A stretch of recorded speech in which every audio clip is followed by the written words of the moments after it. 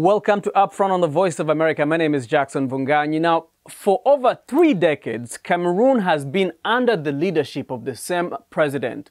President Paul Biya, who turned 85 this year, has been at the helm of Cameroon's politics since the mid-70s when he served as Prime Minister under President Ahmadou Ahidjo, who was the country's first president. Biya took over from Ahidjo in 1982 and is currently the second longest-serving president in Africa. That record was held by President Robert Mugabe of Zimbabwe, who was forced out of office in a much-publicized coup d'etat last year, 2017. Now, even though reports show that President Biya spends a third of the year living outside of the country, living usually in Paris or Switzerland, Biya maintains a stronghold on power in this country that has a population of over 23 million people.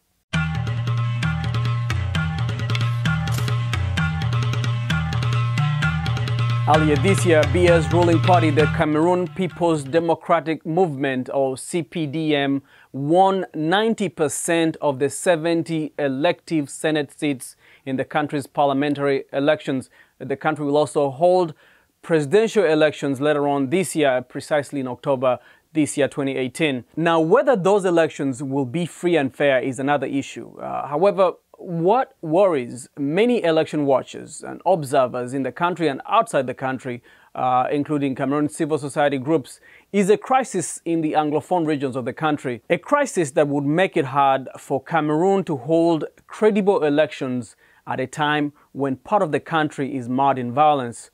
You see, in October 2016, mass protests and an insurgency by the Anglophone population located in the northwest and the southwest regions of the country has basically destabilized the country. Now, for a while, people in these English-speaking parts have said that they have been marginalized by the Francophone-dominated government of Paul Biya. So as the country prepares for presidential elections later this year, analysts say that this election, as many other previous elections in Cameroon, is all but certain to give President Paul Biya another 7-year term that will see him lead the country till the age of 92. The one man that hopes to change that is Akere Muna, a veteran lawyer and anti-corruption campaigner. Akere was recently in Washington, D.C., and I spoke to him briefly about the situation in his country and his aspirations to be president of Cameroon. Mr. Akere Muna, welcome to Voice of America. Thank you for joining us today. How are you doing? Well, thank you for having me. I'm okay. Yeah, how about things in Cameroon? Well, things are there, and it's trying, but we're trying to make things work, yeah. Are you ready for the upcoming elections? Well, as ready as I can be, yes. Yeah?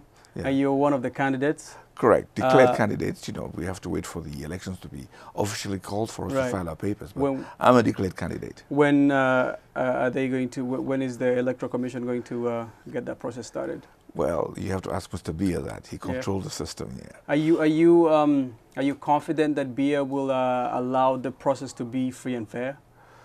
Free and fair? Yeah. And fair. Okay, well, I had fear. Fear is also good. Yeah, exactly. But more seriously, the rules are made to protect the incumbents. So I am more working on the mobilization of Cameroonians who should understand that, this time is the time to make sure things change. So making sure Cameroonians realize that they have the power and they should register and vote. What is your platform? What are you running on? What are you trying to do for the Cameroonian people when they elect you? Well, listen, those who know about me know for the past 20-odd years I've been working in the area of anti-corruption governance. And I think, for the most part, the problem that Cameroon has now is simply one of bad governance.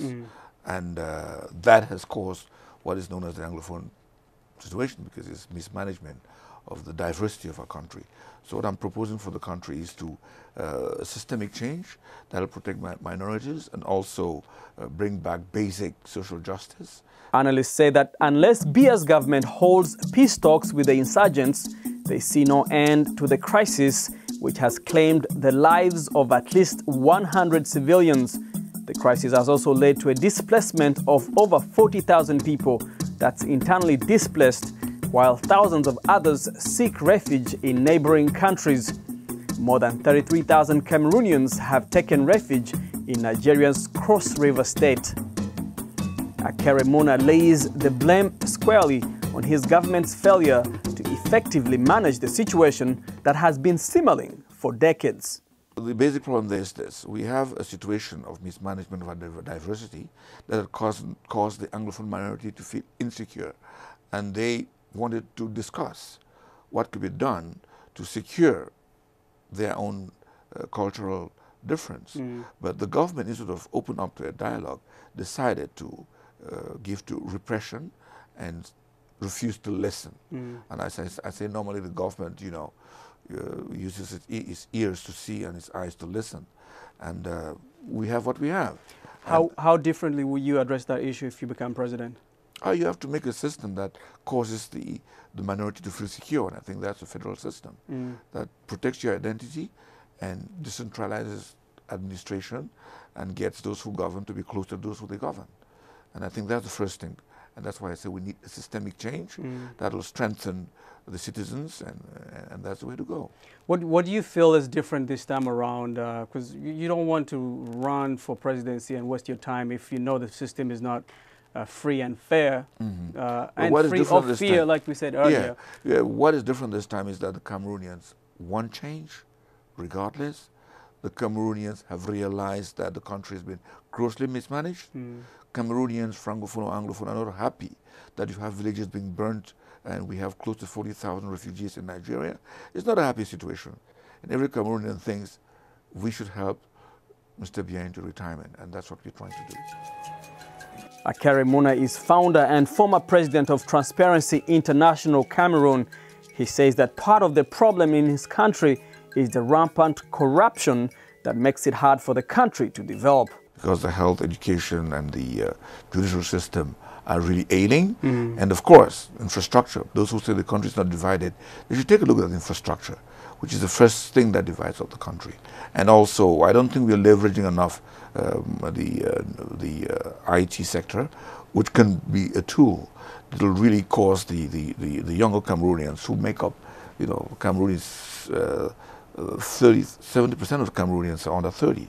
So I think that we do not have a country that permits the youth to emerge. And so it's a really tall order. But are you able to speak to the issues of those under 30, since you brought up the issue of age? Well, I speak to it. Those who know me know. Everybody around my team is under 35. So I think it's an issue I can work on very, very easily. 35 being the magic number. Your president, Biya, has been in power for over 35 years now? Well, 35 as president, but he's been there since 62. Right. So that's how do you explain the longevity of President Biya in power? 35 years, spends very little time in Cameroon. Yeah. How do you explain that he has been in power for this long? Simply state capture. A few oligarchs around the president, and they have guaranteed the capture of the state and its resources. It's easy as that. When you have that situation, that's what happens. Well, they should elect me for president for the simple reason that, for the work I've done in the past years, I'm better placed to sort out the problems of corruption and bad governance. The UN and the African Union has called for the government of Cameroon to resolve the crisis through dialogue. But the government has been less than willing to engage in talks. It says that it won't engage if part of the demands by the insurgents are for a secession or federalism. The government has also gone after Anglophone leaders, jailing some of them, banning party politics, and shutting down the internet. Now, as expected, such heavy-handed actions escalate rather than resolve the situation. And so this crisis, together with the increasing attacks by the Islamic insurgent group Boko Haram in the far north region of the country, will no doubt complicate an electoral process that many in Cameroon civil society and election observers around the continent already view with apprehension. For Voice of America, I'm Jackson Vunganyi.